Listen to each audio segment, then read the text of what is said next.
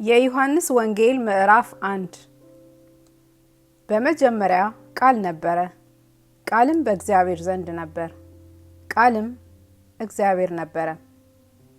ይህ በመጀመሪያው በእግዚአብሔር ዘንድ ነበረ። ሁሉ በእርሱ ሆነ፣ ከሆነውም አንዳችስ እንኳን ያለ እርሱ አልሆነም። በእርሱ ሕይወት ነበረች፣ ሕይወትም የሰው ብርሃን ነበረች።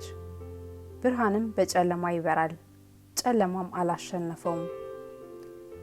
ከእግዚአብሔር የተላከ ስሙ ዮሐንስ የሚባል አንድ ሰው ነበረ። ሁሉ በእርሱ በኩል እንዲያምኑ ይህ ስለ ብርሃን ይመሰክር ዘንድ ለምስክር መጣ። ስለ ብርሃን ሊመሰክር መጣ እንጂ እርሱ ብርሃን አልነበረም። ለሰው ሁሉ የሚያበራው እውነተኛ ብርሃን ወደ ዓለም ይመጣ ነበር። በዓለም ነበረ፣ ዓለሙም በእርሱ ሆነ፣ ዓለሙም አላወቀውም።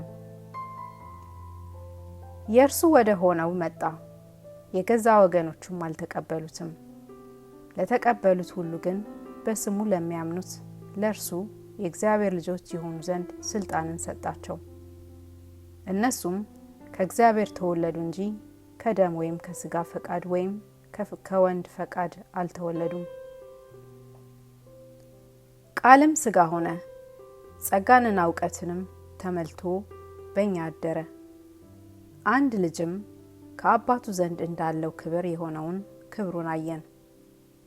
ዮሐንስ ስለ እርሱ መሰከረ፣ እንዲህም ብሎ ጮኸ፣ ከኔ በኋላ የሚመጣው እርሱ ከኔ በፊት ነበረና ከኔ ይልቅ የከበረ ሆኗል። ስለ እርሱ ያልሁት ይህ ነበረ።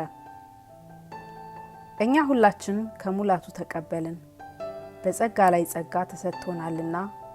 ሕግ በሙሴ ተሰጥቶ ነበርና ጸጋው እውነት ግን በኢየሱስ ክርስቶስ ሆነ። መቼም ቢሆን እግዚአብሔርን ያየው አንድስ እንኳን የለም። በአባቱ እቅፍ ያለ አንድ ልጁ እሱ ተረከው።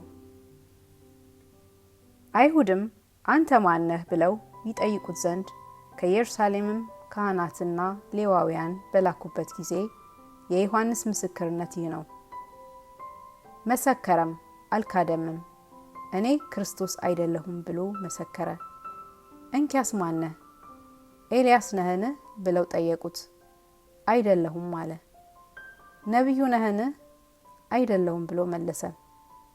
እንኪያስ ማን ነህ? ለላኩልን መልስ እንሰጥ ዘንድ ራስህ ምን ትላለህ አሉት።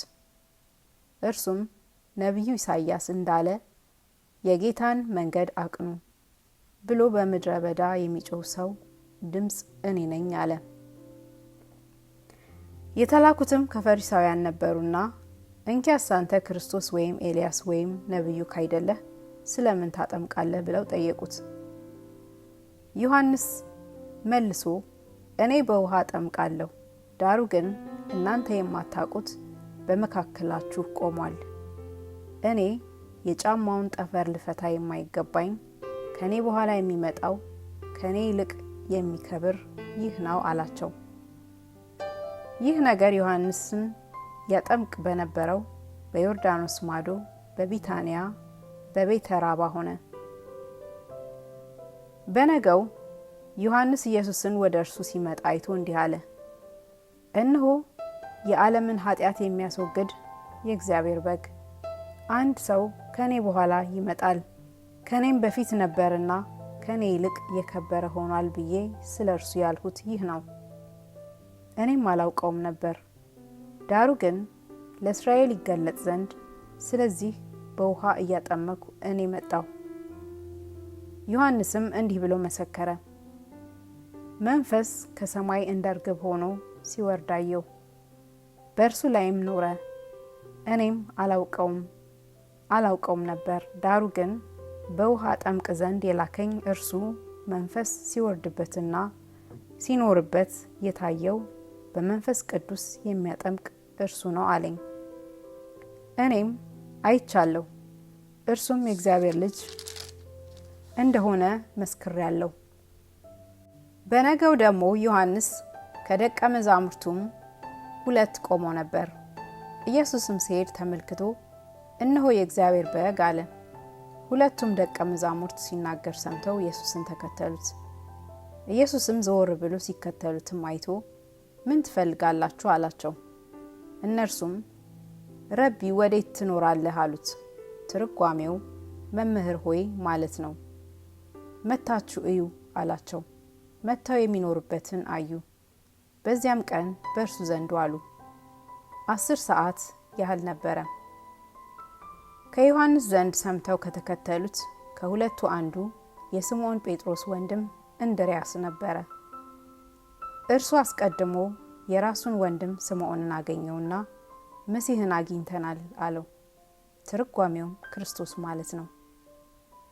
ወደ ኢየሱስም አመጣው። ኢየሱስም ተመልክቶ አንተ የዮና ልጅ ስምዖን ነህ፣ አንተ ኬፋ ትባላለህ አለው። ትርጓሜውም ጴጥሮስ ማለት ነው። በነገው ኢየሱስ ወደ ገሊላ ሊወጣ ወደደ። ፊልጶስንም አገኘና ተከተለኝ አለው።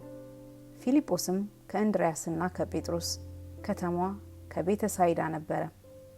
ፊልጶስ ናትናኤልን አግኝቶ ሙሴ በሕግ ነቢያትም ስለ እርሱ የተጻፉትን የዮሴፍን ልጅ የናዝሬቱን ኢየሱስ አግኝተነዋል አለው። ናትናኤልም ከናዝሬት መልካም ነገር ሊወጣ ይችላልን አለው። ፊልጶስ መጥተህ እይ አለው። ኢየሱስ ናትናኤልን ወደ እርሱ ሲመጣ አይቶ ስለ እርሱ ተንኮል የሌለበት በእውነት የእስራኤል ሰው እነሆ አለ። ናትናኤልም ከወዴት ታውቀኛለህ አለው። ኢየሱስም መልሶ ፊልጶስ ሳይጠራህ ከበለስ በታች ሳለህ አየሁህ አለው።